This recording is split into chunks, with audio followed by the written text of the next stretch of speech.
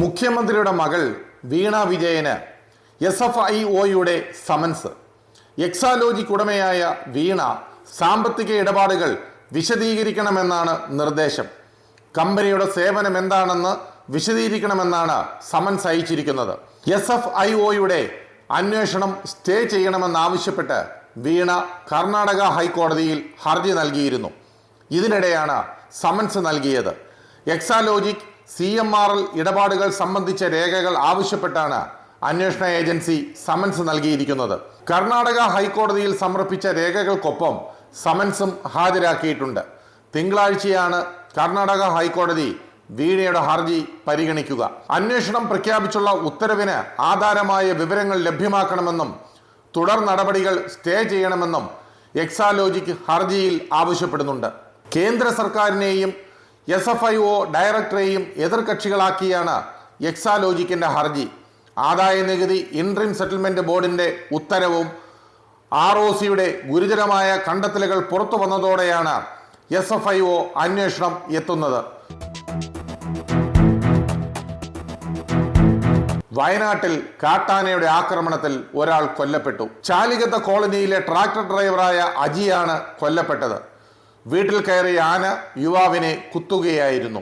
ഗുരുതരമായി പരിക്കേറ്റ അജിയെ ആശുപത്രിയിൽ എത്തിച്ചെങ്കിലും രക്ഷിക്കാനായില്ല. ജനവാസ മേഖലയിൽ ഇറങ്ങിയത് റേഡിയോ കോളർ ഘടിപ്പിച്ച ആനയാണ്. വീട്ടുമുറ്റത്ത് വെച്ചായിരുന്നു ആക്രമണം. ആന വീട്ടുമുറ്റത്തേക്ക് ഓടിക്കയറുന്നതും അജിയുടെ പുറകെ പോകുന്നതുമായ CCTV ദൃശ്യങ്ങൾ പുറത്തു വന്നു. ആനയെ പ്രദേശത്ത് നിന്ന് തുരത്താൻ ശ്രമം തുടരുകയാണ്. കർണാടക വനാതിർത്തിയിൽ നിന്ന് ആന എത്തിയെന്നാണ് വിവരം.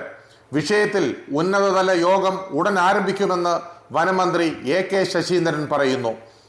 ആനയുമായി ബന്ധപ്പെട്ട വിവരങ്ങൾ ലഭ്യമായിട്ടില്ലെന്ന് മന്ത്രി അറിയിച്ചു.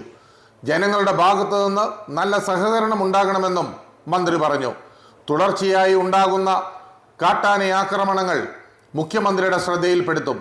സാധാരണ നടപടികൾ കൊണ്ട് വയനാട്ടിലെ ജനങ്ങളുടെ ആശങ്കയ്ക്ക് പരിഹാരം കാണാൻ കഴിയില്ലെന്ന് സർക്കാർ നിരീക്ഷിച്ചിട്ടുള്ളതാണെന്ന് മന്ത്രി വ്യക്തമാക്കി. സ്വകാര്യ സർവകലാശാലകൾ ആരംഭിക്കാനുള്ള സർക്കാർ തീരുമാനത്തെ സ്വാഗതം ചെയ്ത സ്പീക്കർ AN ഷംസീർ, സ്വകാര്യ സർവകലാശാലകൾ വരണം. ഇത്തരം യൂണിവേഴ്സിറ്റികളുടെ വരവോടെ നിലവിലെ സർവകലാശാലകൾ തകരില്ല.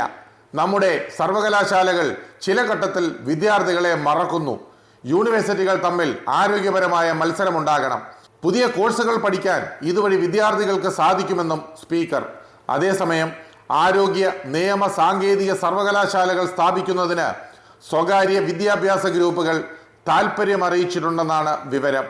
20 പ്രമുഖ സ്വകാര്യ സർവകലാശാലകളാണ് കേരളത്തിൽ ക്യാമ്പസ് ആരംഭിക്കുന്നതിന് താൽപ്പര്യം പ്രകടിപ്പിച്ചിട്ടുള്ളത്. അമൃത, ജെയിൻ, മണിപ്പാൽ, സിംബയോസിസ്, അമിറ്റി, അസിം പ്രേംജി, ക്രൈസ്റ്റ് എന്നീ സ്വകാര്യ സർവകലാശാലകൾ ഇതിൽ ഉൾപ്പെടുന്നു.